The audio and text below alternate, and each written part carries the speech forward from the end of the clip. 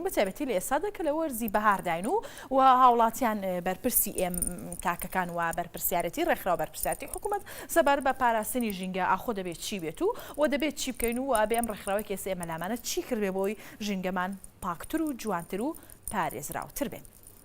ئەو میوان ئازیزی کە ئێستا لە ئێوارانی کێنێن ئامادەیە ڕەنج عەتاکەریم لێ پرسە ڕێکخراوی سروشتی کوردستان لەقی سلێمانی لای من ئامادەیە و باز لە پرس و بابەتی ژینگە دەکەین. بەخێربێی کاکە. سپاس بۆ ئێوە ڕێستانێ تەندروستێکی باش. بۆ ئێوەش. هیوادارم لە ژینگێکی باشیش دابی. ئینشاءڵڵا بە هیوای. بەچی دەگوترێ ژینگە؟ ژینگە خۆی چییە؟ ژینگە سەرەتا بەناوی خوا سڵاو و ڕێزم سەلامەتیم بۆ هێزی پێشمەرگەی کوردستان لە هەر شوێنێکی کوردستان هەن. ژینگە بەو چواردەورە ئەوترێت کە ئینسان مرۆڤایەتی ڕۆژانە تیا هەڵئەسێ تیادا ئەنیشێت، یعنی ژینگە ژیانی ئینسانە بەڕاستی ژینی ئینسانە ئەوترێ کرۆکی هەناسەدانی ئینسان پێکهاتەکانی ژینگەن. کاک ڕەنجکەواتە تۆ تاواوکەری ژیانە خود ئەتوانین بڵین سەدانەوەی ژیانە ژینگەکەمان کەواتە ئێمە کە ئێمە ئەوە سەدانەوەمان بە یاخۆ سەدا چەندە بێت ژینگە ئێمە خۆمان لە تەندروستین لە ژینگێکی تەندروستین. تەصنیفکردنی ژینگە لە شوێنێکەوە بۆ شوێنێکی تر لە وڵاتێکەوە بۆ وڵاتێکی تر تەمان نەگۆڕێت. ژینگەی کوردستان ژینگەیەکی تەندروست نییە ئەمڕۆ. ژینگەیەکی تەندروست نییە بەڕاستی. مەترسی دەکرێت خراپتر بێت؟ مەترسی ئەگەر فرای دۆخەکە نەکەین بەڕاستی بەرەو خراپی ئەڕات. ئێمە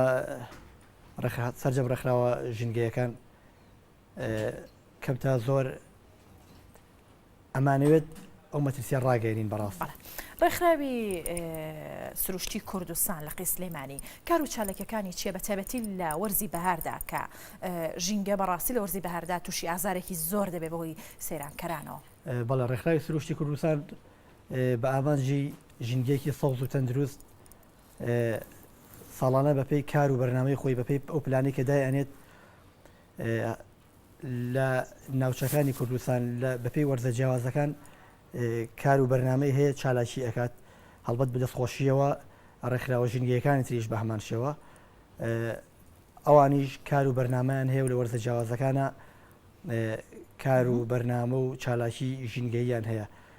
بۆ وەرزی بەهار ڕێکخراوی سروشتی کوردستان بە باشی زانی هاوڵاتیان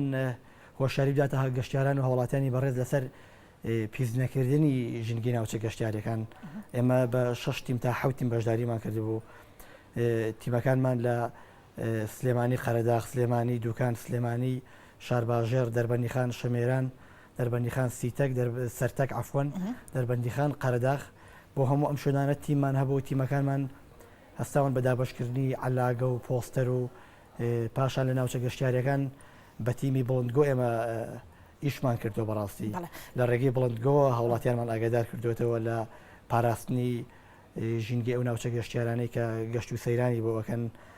لە هەندێک شوێن چالاکی مەیدانیمان هەبوو لە ناوچە گەشتیاریەکان کە بەفعلی بە بەروچاوی هاوڵاتیانی بەڕێزەوە زبڵمان کۆگرێتەوە بۆی مەسجەکە ڕاستەخۆ بگە بە گەشتیارانی بەڕێز بەدەستخۆشیەوە هاوڕیانمان لە تۆڕی زەوی تۆڕی هاوڕانی ژینگە کۆمەڵی کوردستانێکی سەوز دەستەی ژینگەش وەکو لایانی حکومی ئەمانە هەمویان لە وەرزی بەهار و کاتی سەیرانکردن و گەشتی هاوڵاتیانی بەڕێزە کەم تا زۆر چالاکی هەبووە. بڵێ دەستان خۆش بێن. کەواتە بۆچی پرسیارەکە لێرەدایە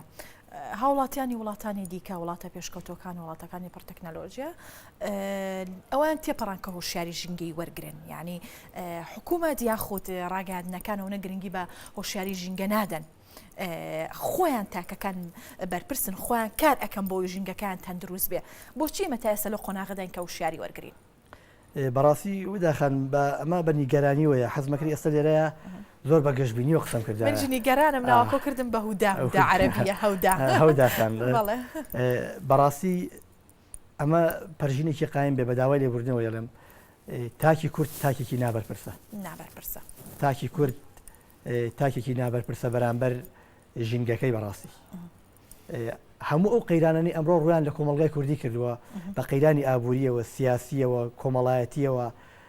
بە قەیرانی ژینگەییەوە بە داوای لێبوردنەوە ئەڵێم بۆ نابەرپرسی تاکی کورد دەگەڕێتەوە. تاکی کورد ئەمڕۆ یەک لە سەرسەتی پێشبەرگەیەکی ئازیزی ئەم کوردستانە کە وەکو ئێمە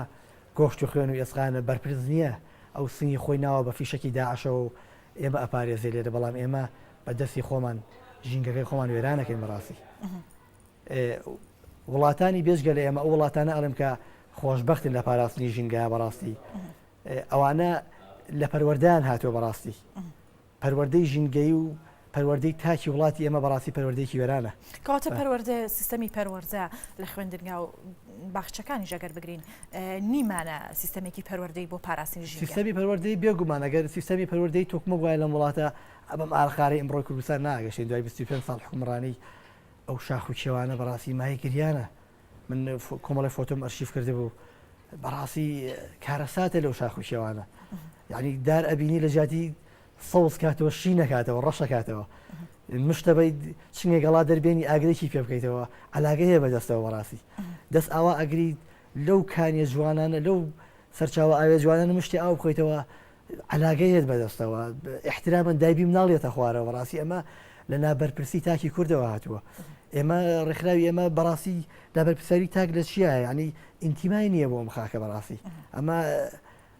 بەڕاستی ئینتیمابوون بۆ خاک پاراستنی ژینگەی کوردستان هیچی کەمتر نییە لە خۆشویستنی دایک و باوک بەڕاستی بەلای منەوە هیچی کەمتر نییە لە عیبادەت کە خەڵک 5 فارس ئەچێ بۆ مزگەوت بەڕاستی ئەمانە هەمووی خۆشەویستی وڵات و عیبادەتن بەڕاستی بێدوانیە بەرپرسیاری تاک لەسەر ژینگە لە مەسلەی ژینگەدا بیگەڕێنینەوە بۆ هەستینەتەوایەتی هەستینەوە نەتەوایەتی ینی ئینسان ئاخر کە ئەڵێ ئینتیمانیە ئینتیما دابەشە بێت تەبان ژینگەیەکێکە لەو بەشانە ئینتیما ینی من گەشتیارم ئەچم بۆ شاخوکیەوە بڕیار وایە خۆشی وەرگرم چی خۆشیێکی تیا من لە چەند ڕووبارە سیارە ئەشۆم بەڕاستی یعنی ئەوە ئەو پڕی بێ ئینتیماییە بەڕاستی ئەمە کەس لە خۆی ڕنابینە کەس لە خۆی ڕنابینە دەبێت زیید بکرێتە ئاوی تەنکی سەربانیەوە ئەیتۆ چۆن ژیانی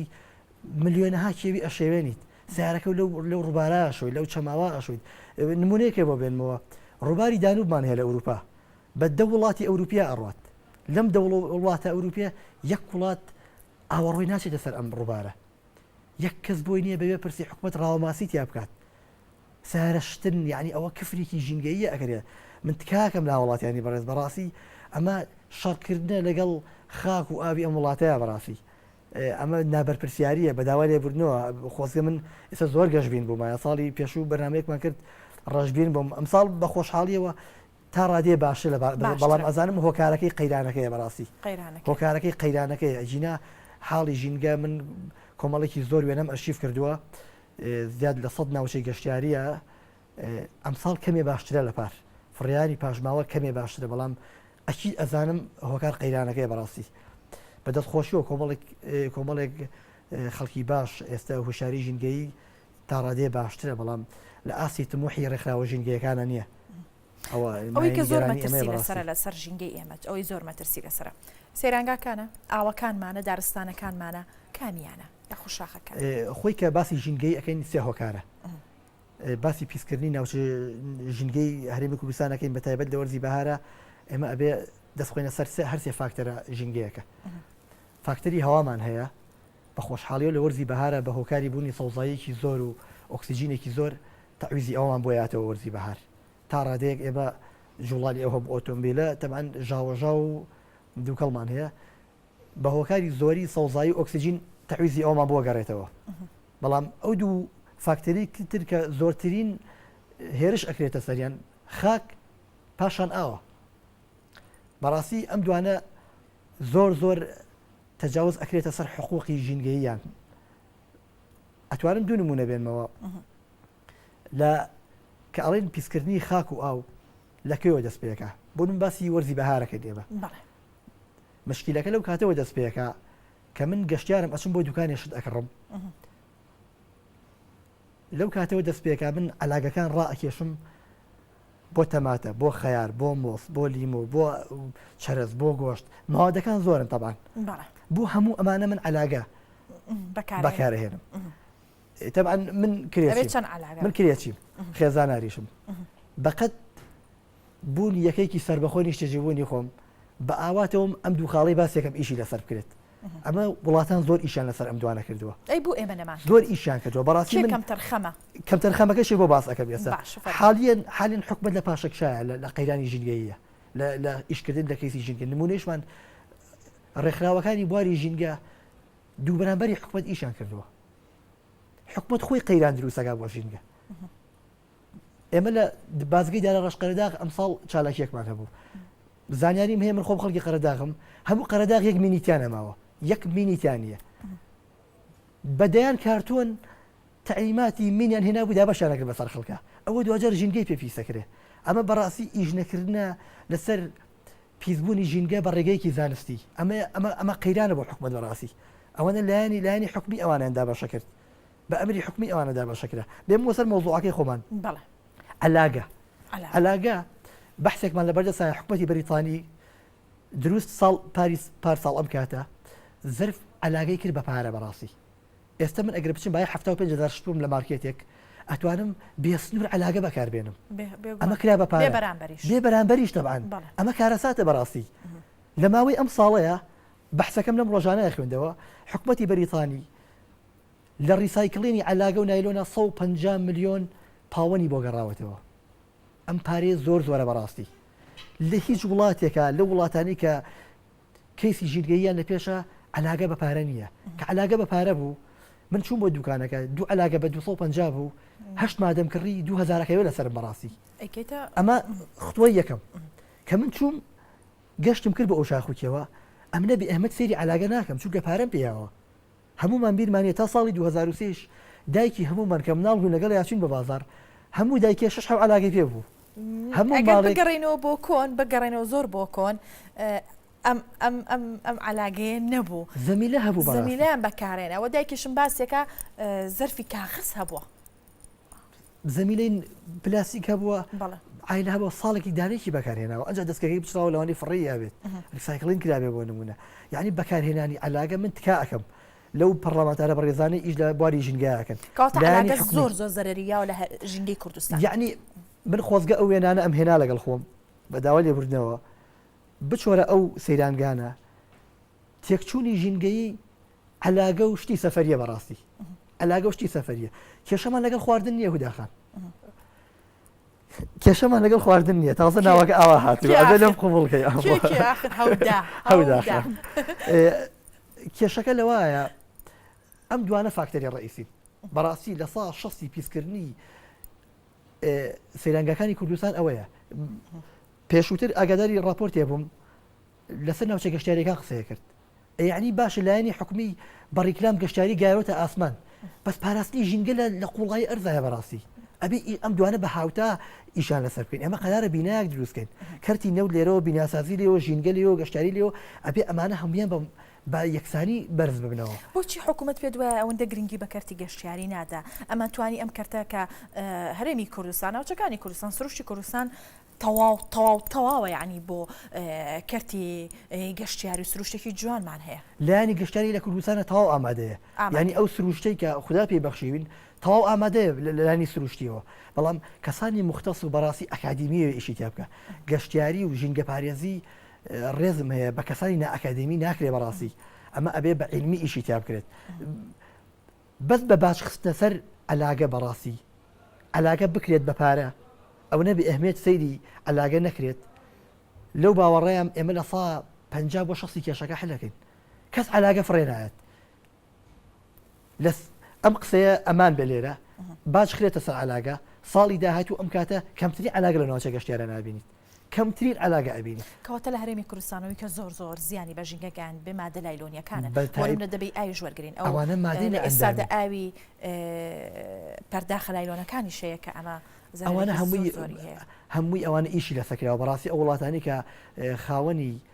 ژینگەیەکی پێشکەوت و خزمەتکردنی ژینگن بەلایانی زانستی ئەوانە هەمووی ئیشی لەسەر کراوە لە زۆر وڵاتانە ئاوی دەبەی نایلۆن نییە بەڕاستی ئەو هەمووی لە شوشایە بەڕاستی پاشان چوون بۆ سەفرە چون بۆ گەشت ئەچمە سەر بڕگەی دووەمی کێشەکە شتی سەفەری بەڕاستی قاب کەوچک سفرەی سەفەری شەتاڵی سەفەری برادێکم لەم ماوەی پێشووە لە ئەوروپا هاتبووە لە سویسرایە با بڵین نییە لە وڵاتە سفرەی سەفەری نییە لەوێ نەگرانە ئەسڵەن نییە چونکە ئەمە بێزگە زیان هیچ شتێکی تری نییە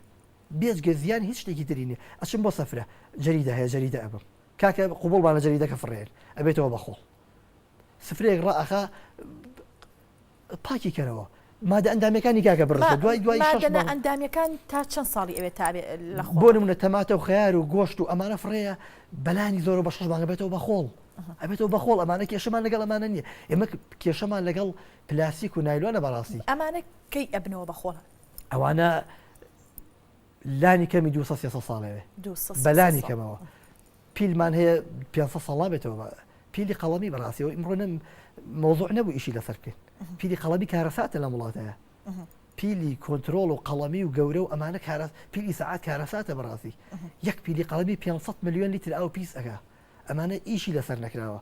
وەزارەتی ژینگە بچووکراوەتەوە بۆ دەستەی ژینگە ئەمە قەیرانە بۆ ئەم وڵاتە بەڕاستی کە ئەڵێ لە پاشەکشایە منە بۆچی حکوومەتەوە نەبێمیەت سێری پرسی ژینگە دەکات کە ئیشی گەورەتیڕاستی بینە وڵاتانی تر لە دوای ساڵی 90ەکانەوە لە دوای جەنگی جیهانیەوە وڵاتانی ئەوروپا لە دوای کێشەکانی تر کە پێشووتر کێشەی تریانە بۆ کەیسی ترە بۆ با پرسیتر هەبوو پرسی ژینگە ژاتەنای و لەو کاتەوە بە بەردەوامی کاری لەسەرکرێت بۆ لێرە ئەو هەموو زەمانە شتێپەڕیوە کاری تێنە هەموو پرسێک هەموو پێکهاتەیەکی سروشت ئەگەر ئینسان دەستکاری سروشتی خۆی کرد بەرەو ناسروشتی ئەڕات ئەوان بیریان لەوە کردوێتەوە کە نابێت درێژە بە ناسروشتی بوونی ئەم حاڵەتانە بن هاتوون ڕێگە چارەیان بۆ داناوە بەڕاستی ئەلاگەل لە بەریتانیا کراوە بەپارە بیری لەوە کردوێتەوە چەندم بۆ ئەگەڕێنێتەوە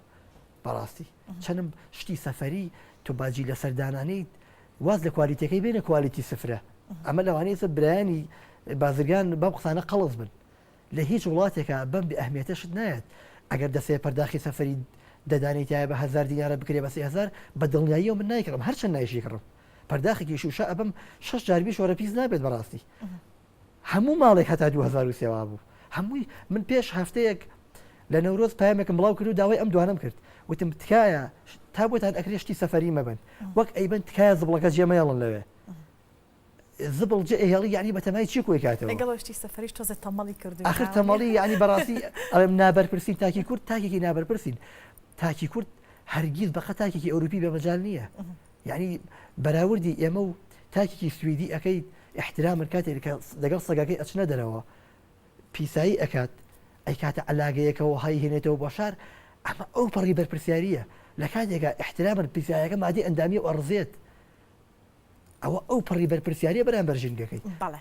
سپاس بۆ تۆ سپاس بەڵامدانی پرسیارەکانە ڕەنج عەلی کەریم لێ پرسراوی ڕێکخراوی سروشتی کوردستان لە خی سلێمانی ببوورە کاتەکەمان زۆر کەم بۆ بەڵام پرسەکە زۆر گەورەیە و قسە و باسی زۆرتریش ماوە بیکەین ئینشاڵڵا لە پرۆگرامەکانی خۆشەویستانم ئێوارانی کێنێنم پێشکەشکردن بەختەوە و خۆشبەخت بن و هیوا خوازم هەمومان لە ژنگێکی زۆر جواندا بژین با بگەڕێنەوە بۆ ئەو سروشتە جوانی جارانی سلەیمانی و کوردستان بۆ ئەو سەوزایە جوانە بۆ ئاوە سارزگارە بۆ لادێ خۆشەکانمان هەر بە بۆن و بۆرامی ئەو لادێ جوانانەوە خوافیزیتان لێکم.